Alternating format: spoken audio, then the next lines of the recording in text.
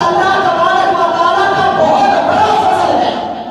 اور ایک اور مقام پہ فرمایا جو پہلے بھی میں نے پڑھی، لقد من اللہ علی المؤمنین اذ بعث فیہم رسولا، کہ اللہ تبارک و تعالیٰ نے مومنوں پر احسان کر دیا اس طریقے کے ساتھ۔ اللہ تعالیٰ نے کسی نعمت پہ اس احسان کا اظہار نہیں فرمایا، یعنی کہ مومنوں کے اوپر بڑے احسانات کیے اللہ تعالیٰ نے۔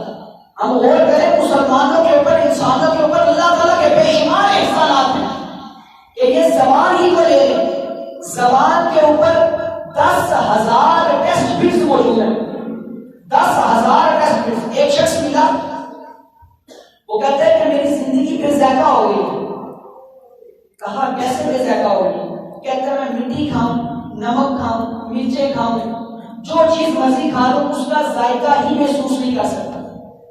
اور یہ ایسی بیماری ہے کہ اس کا علاج دنیا میں کسی جگہ پہ بھی موجود نہیں۔ یہ میری زبان کے اوپر جو ٹیسٹ بٹس ہیں، جو ذائقہ چکھتے ہیں، کہ ہاں جو زبان کے اوپر رکھا ہے وہ نمکین ہے، ترش ہے، تیز ہے، میٹھا ہے، کھٹا ہے، یہ جو زبان پہ ٹیسٹ بٹس ہیں یہی ختم ہو گئے میرے، تو ان کا علاج دنیا میں کسی جگہ موجود نہیں۔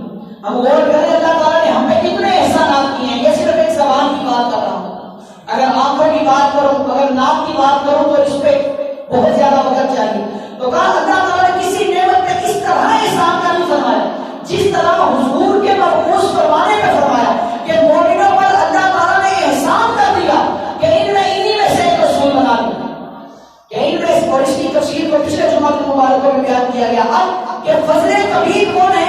حضور صلی اللہ علیہ وآلہ وسلم کی ذات۔ اور اب اگر پوچھیں کہ رحمت کیا ہے، کہ فرمایا گیا جب اللہ کا فضل ہو، جب اللہ تعالیٰ کی رحمت ہو، اس وقت خوشی کا اظہار کرو، اس وقت خوب جشن مناؤ، اس وقت خوب خوشی کا اظہار کرو۔ تو رحمت کے بارے میں پوچھیں تو قرآن پاک کے اندر ہی اللہ تبارک و تعالیٰ سورۃ الانبیاء کی آیت نمبر 107 کے اندر فرماتا ہے وَمَا أَرْسَلْنَاكَ إِلَّا رَحْمَةً لِلْعَالَمِينَ، کہ اے حبیب ہم نے آپ کو نہیں بھیجا مگر تمام جہانوں کے لیے رحمت بنا کر، کہ حضور کو تمام جہانوں کے لیے رحمت بنا کے بھیجا۔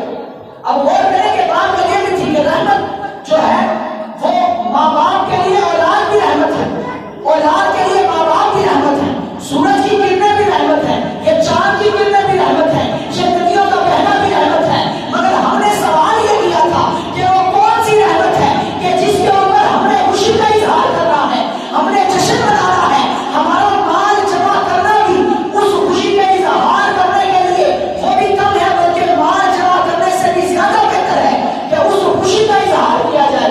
تو رب تبارک و تعالیٰ کا قرآن فرماتا ہے کہ حضور علیہ السلام کو رحمت للعالمین بنا کے بھیجا ہے۔